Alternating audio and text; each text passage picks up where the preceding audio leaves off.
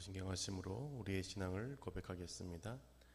전능하사 천지를 만드신 하나님 아버지를 내가 믿사오며 그 외아들 우리 주 예수 그리스도를 믿사오니 이는 성녀로 잉태하사 동정녀 마리아에게 나시고 본디오 빌라도에게 고난을 받으사 십자가에 못 박혀 죽으시고 장사한 지 사흘 만에 죽은 자 가운데서 다시 살아나시며 하늘로 오르사 전능하신 하나님 우편에 앉아 계시다가 저로서 산 자와 죽은 자를 심판하러 오시리라. 성령을 믿사오며 거룩한 공예와 성도가 서로 교통하는 것과 죄를 사하여 주시는 것과 몸이 다시 사는 것과 영원히 사는 것을 믿사옵나이다. 아멘. 찬송가 524장입니다. 524장 갈 길을 밝히 보이시니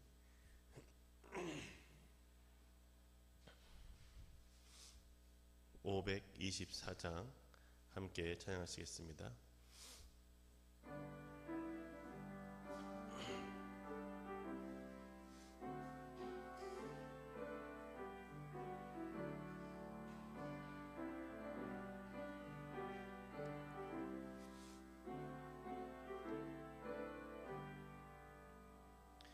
갈 길을 밝히 보이시니 주 앞에 빨리 나갑시다. 우리를 찾는 구주 예수 곧 오라 하시네.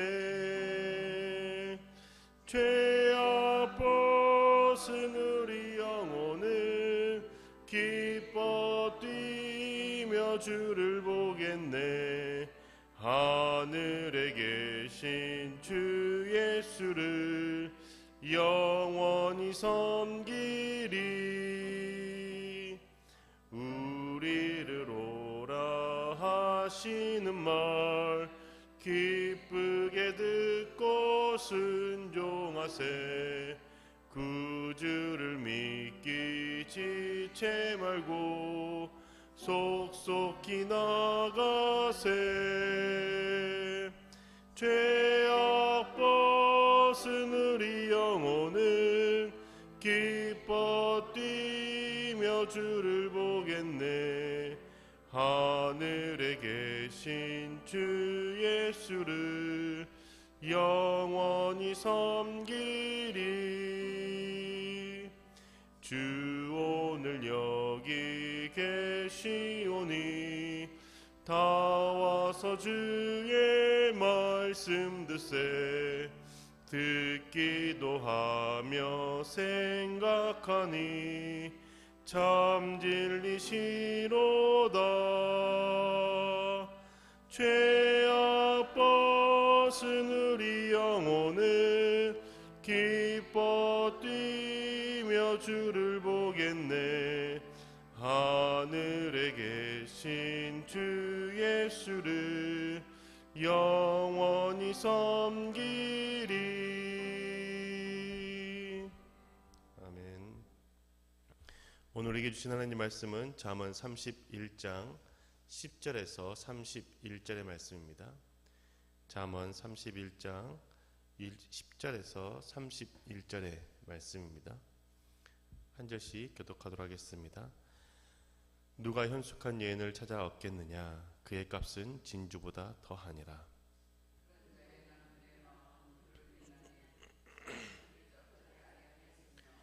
그런 자는 살아있는 동안에 그의 남편에게 선을 행하고 악을 행하지 아니하느니라.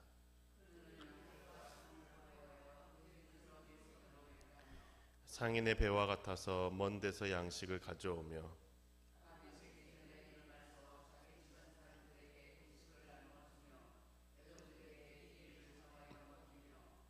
밭을 살펴보고 사며 자기의 손으로 번 것을 가지고 포도원을 일구며 자기의 장사가 잘 되는 줄을 깨닫고 밤에 등불을 끄지 아니하며 그의 곤고한 자에게 손을 펴며 궁핍한 자를 위하여 손을 내밀며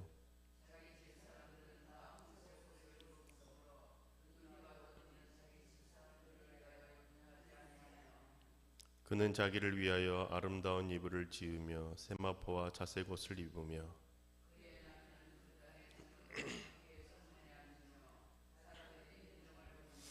그는 배로 옷을 지어 팔며 띠를 만들어 상인들에게 맡기며 입을 열어 지혜를 베풀며 그의 혀로 인의의 법을 말하며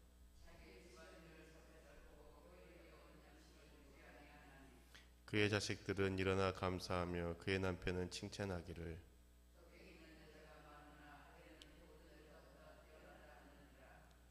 고운 것도 거짓되고 아름다운 것도 헛되나 오직 여호와를 경외하는 여자는 칭찬을 받을 것이라. 그 손의 열매가 그에게로 돌아갈 것이요 그 행한 일로 말미암아 성문에서 칭찬을 받으리라. 아멘. 오늘 하루도 예배의 자리에 나와 기도하며 하루를 시작하는 성도님들의 삶 가운데 하나님의 은혜가 가득하시기를 주님의 이름으로 축복합니다. 오늘은 잠언의 마지막 말씀을 살펴보는 시간입니다. 하나님께 속한 자에게 필요한 가르침을 어머니가 해주는 말씀으로 잠언은 끝을 맺죠. 르무엘, 그 하나님께 속한 자라는 의미를 가진 그 르무엘에게 어머니가 말해주는 잠언으로 끝을 맺습니다. 마지막으로 우리에게 가르쳐주는 것은 지혜로운 현숙한 여인을 아내로 삼으라는 겁니다. 현숙한 여인을 아내로 맞이하라고 해서 종종 아내분들이 잠언 31절에 나오는 이 여인처럼 되려고 노력하기도 하고 그렇게 노력하라고 말하기도 합니다. 그런데 31장 10절부터 나오는 현숙한 여인은 실제로 우리가 살아가는 아내, 여자를 말하는 것이 아닙니다. 잠언 전체에서 이야기하고 있는 지혜를 의인화하여서 현숙한 여인으로 묘사한 것으로 이해하는 것이 더 맞다고 생각합니다. 10절의 말씀을 보면 현숙한 여인을 얻는 것이 진주보다 더 값지다라고 말해주지 않습니까? 그런데 지혜를 얻는 것 또한 진주보다 더 귀하다고 잠언은 우리에게 말해줍니다. 잠언 3장 14절과 15절의 말씀입니다. 이는 지혜를 얻는 것이 은을 얻는 것보다 낫고 그 이익이 정금보다 나음이라. 지혜는 진주보다 귀하니 내가 사모하는 모든 것으로도 이에 비교할 수 없도다. 아멘. 그리고 잠언 1장의 후반절에 보면은 지혜가 거리에서 소리친다라고 말하고 잠언 8장에서도 지혜가 거리에서 소리친다라고 말합니다. 지혜가 그 의인화되어서 잠언에서 자주 종종 등장하는 것이죠. 이처럼 잠언의 마지막은 지혜를 얻고 지혜와 함께하는 삶을 현숙한 여인과 함께하는 것으로 가르쳐 주고 있습니다. 이렇게 할 때에 지혜가 얼마나 귀하고 값진 것인지 실제적으로 피부에 와닿기 때문이죠. 지난번에 말씀드렸듯이 여인으로 묘사한 이유는 이 성경을 듣고 배우는 사람들이 그때 당시에는 남자들 뿐이었기 때문입니다. 남자들이 말씀을 듣기에 남자들이 이해하기 쉽도록 현숙한 여인으로 지혜를 묘사한 것이죠.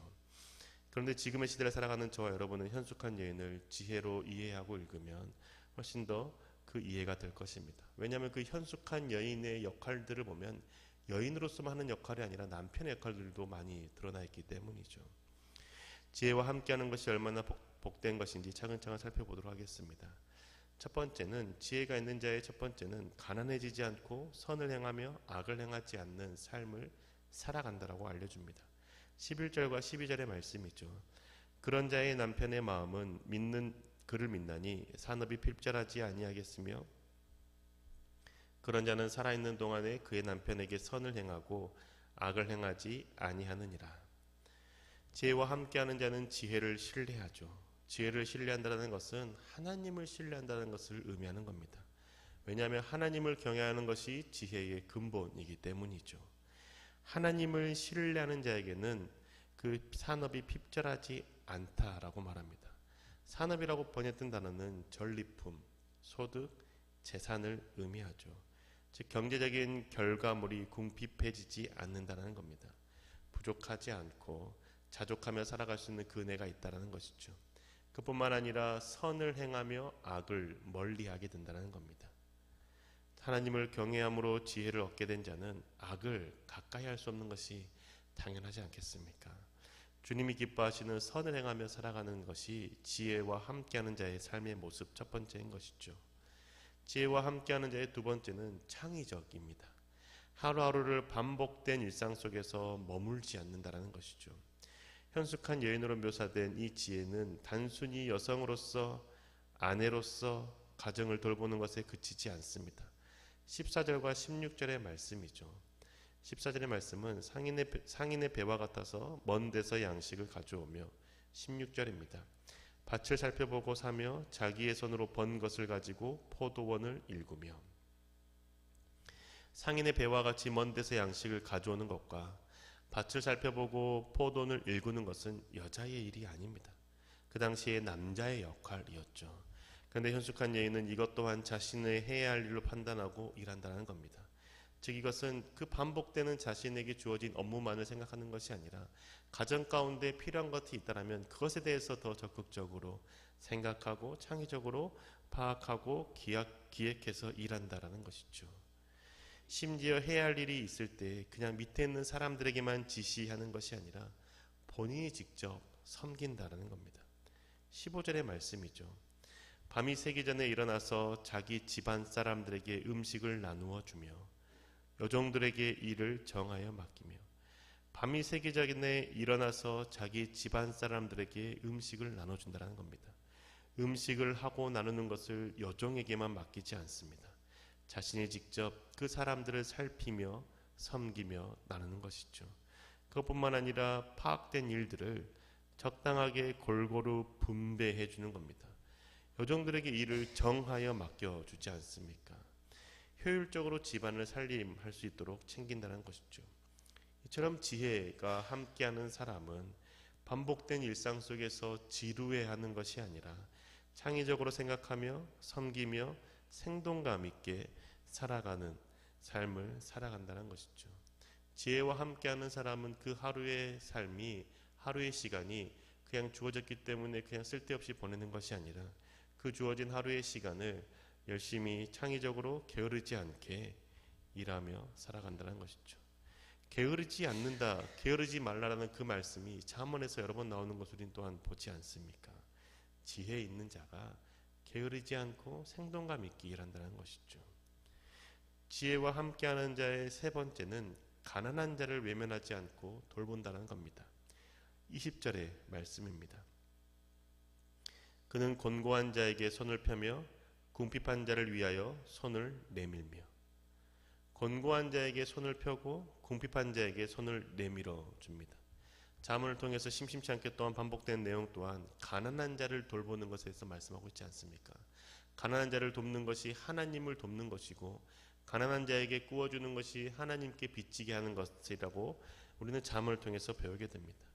그런데 이 가난한 자를 돕는 이 사람은 그냥 자신에게 우연히 주어진 부로 가난한 사람을 돕는 것이 아닙니다. 부지런히 창의적으로 살아감으로 궁핍함이 아니라 풍족함을 누리게 된 것으로 가난한 자를 돕게 되는 것이죠. 일확천금으로 돕는 것이 아니라는 겁니다. 자수성가한 사람들이 가난한 자 혹은 노숙자를 볼 때에 부정적인 시각으로 보며 돕지 않는 경우들이 종종 있습니다. 왜냐하면 일하지 않고 놀기 때문에 가난해지고 노숙자가 되었다라고 생각하기 때문이죠. 자신은 힘든 상황에서도 열심히 일해서 부지런히 일해서 창의적으로 일해서 돈을 벌고 부를 누렸다는 겁니다. 그렇게 열심히 일을 하면 절대 굶지 않고 살아갈 수 있고 망하지 않는다라고 생각하는 것이죠. 그렇게 노숙자, 가난한 자, 그러한 사람들에게 대해서는 책임감이 없고 성실하지 않는 사람으로 판단하고 돕지 않을 때가 있다는 것이죠. 자신의 그 삶의 그 결과는 자신이 책임져야 된다라고 생각하는 겁니다.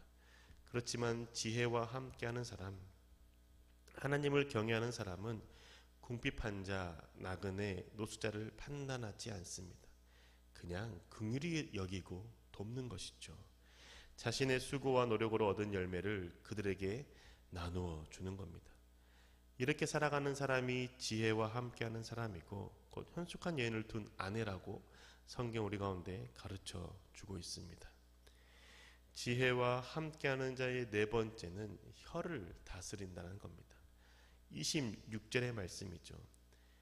입을 열어 지혜를 베풀며 그의 혀로 인애의 법을 말하며 입을 열어 독을 말하거나 험담하거나 비방하지 않습니다. 입을 열어 지혜를 베풉니다. 이 지혜를 베푸는 그 입은 마치 은쟁반에 담긴 사과와 금사과와 같습니다. 잠언 25장 11절의 말씀이죠. 경우에 합당한 말은 아로새긴 은쟁반에 금사과니라. 금사과는 고대 이스라엘에서 장식용 예술품으로 귀한 선물에 해당합니다. 그리고 아로새긴 은쟁반은 은으로 섬세하게 조각된 그릇으로서 귀한 손님을 대접하기 위해 사용되는 용기인 것이죠. 즉 지혜로운 말은 금사과를 주는 것만으로도 귀하지만 그 금사과를 은쟁반에 올려서 주는 것과 같다라는 겁니다. 이것은 무엇을 의미하냐면 말의 내용 중요하지만 그 말을 담는 그릇 또한 중요하다라고 가르쳐 주는 겁니다. 아무리 지혜로운 말, 상대방을 살리는 말, 도움이 되는 말이라고 해도 그 말을 하는 태도가 바르지 않으면 전달되지 않는다라는 것이죠. 그렇게 옳은 말을 할 때에 그 말을 예쁘게 담아서 전달하는 것이 중요하다라는 겁니다. 그게 바로 아로새긴 은쟁반의 금사과인 것이죠. 지혜와 함께하는 자가 그렇게 말한다는 겁니다. 그래서 잠언 우리가 읽었던 31장 26절에 있는 그 말씀에 보면 입을 열어 지혜를 베풀고 그의 혀로 인애의 법을 말한다라고 가르쳐주고 있지 않습니까? 법은 딱딱하죠. 딱딱하고 날카롭게 느껴질 때가 있습니다. 그런데 그 법을 인애에 담아서 전달하는 것이죠. 법을 피하고 싶지만 그 법을 옳은 말을 인애에 담아서 전달하기 때문에 그 법에 대해서 지키고 그 법을 실천하며 살아가는 것이죠. 이게 지혜와 함께하는 자의 삶의 모습입니다. 그 지혜와 함께하는 자의 마지막 다섯 번째는 여호와를 경외하며 사는 것이죠. 30절의 말씀입니다. 고운 것도 거짓되고 아름다운 것도 헛되나 오직 여호와를 경외하는 여자는 칭찬을 받을 것이라. 고운 것 거짓되고 아름다운 것 헛되지만 여호와를 경외하는 자가 칭찬을 받는다라고 말하죠. 이걸 지혜로 이해한다면 겉보기에 좋고 겉보기에 높아 보이고 겉보기에 세련돼 보이지만 그런 모습들은 다 헛되고 거짓된다는 것이죠. 겉보기엔 좀 볼품이 없어도 하나님을 경외하는 그 지혜를 가지고 살아가는 그 삶이 하나님께 칭찬받고 사람에게 칭찬받는 삶을 살아간다는 것을 알려주고 있지 않습니까? 오늘 말씀을 통해서 살펴본 현숙한 여인은 그 결혼한 아내를 의미하는 것만이 아니라는 것을 생각해 봐야 됩니다. 지혜와 결혼하는 것을 의미하는 것이고 지혜와 함께 살아가는 것을 의미하는 것이죠. 지혜와 함께하는 자의 삶은 그 지혜를 외면하는 자의 삶보다 너무나도 귀하고 아름답고 칭찬받을 만하다라고 우리 가운데 잠언은 마지막으로 가르쳐 주는 것이죠. 잠언이 전체적으로 우리 가운데 말해주는 핵심의 한 가지는 지혜를 사모하고 지혜와 함께하라는 것입니다. 사랑하는 교우 여러분, 우리 지혜와 함께하는 자가 됩시다. 지혜와 함께 있는 것을 불편해하지 맙시다. 하나님을 경외하며 살아가는 것, 그게 어렵고 피하고 싶은 것이 아니라 기쁨이고 감사라는 것을 생각합시다. 지혜와 있을 때 우리의 삶은 가난해지지 않고 선을 행하고 악을 멀리하게 되죠. 지혜와 함께 있을 때 우리의 삶은 반복되는 일상생활을 지루해하지 않고 창의적으로 수고하며 살아갑니다. 지혜와 함께 있을 때 우리는 내 노력과 내 성과를 나만 누리지 않고 곤고하고 가난한 자를 나눠주며 그들을 세우게 되는 것이죠. 지혜와 함께 있을 때 상대방을 살리는 말, 위로하고 세우는 말을 적절한 태도와 모습으로 담아 전달할 수 있습니다. 그리고 마지막으로 지혜와 함께 있을 때에 겉모습에 치중하며 살아가는 것이 아니라 하나님을 경외하는 것이 기쁨이고 칭찬받는 삶이라는 것을 생각하고 주님 앞에 나아가는 삶을 살아가는 것이죠. 이러한 삶을 살기를 소망하며 지혜를 구하며 살아갑시다. 그 지혜가 함께 있을 때 우리의 삶은 나날이 주님으로부터 오는 복을 누리고 기쁨과 평안과 감사 가운데 살아가게 될 것입니다. 그 은혜를 누리며 살아가는 저와 여러분 되시기를 주님의 이름으로 축복합니다. 기도하겠습니다. 하나님, 우리가 지혜를 사모하는 자가 되길 소망합니다. 우리의 잘됨과 우리의 좋음만을 사모하며 하나님을 이용하는 자가 되는 것이 아니라 그것보다 먼저 하나님을 경외하며 하나님을 사모하는 자가 되길 원하오니 우리 가운데 주를 경외하며 살아갈 수 있는 믿음과 삶의 태도 허락하여 주옵소서. 지혜를 멀리하는 자가 되지 않게 하시고 지혜를 가까이 하는 자가 될 수 있도록 인도하여 주옵소서. 지혜와 함께 살아가는 그 삶이 편하고 그냥 쉬운 삶이 아니라 때로는 수고하며 때로는 항상 생각하며 하나님 앞에 서 있는 자의 삶을 살아가야 하기 때문에 불편할 수 있고 어려울 수 있지만 그럼에도 불구하고 주님을 붙잡는 것이 우리의 삶의 가장 큰 복된 삶임을 고백하며 지혜와 함께 있기를 소망하며 살아가는 저희들 되게 인도하여 주옵소서. 그러한 삶을 살아갈 때 누려야 될 복들 주님 허락하여 주시고 그 복을 나만 누리는 것이 아니라 내 주변에 있는 자들 가운데에도 나누며 섬기며 세우며 살아갈 수 있는 저희들 되게 인도하여 주옵소서. 역사하시고 함께 하신 우리 주 예수 그리스도의 이름으로 기도합니다. 아멘.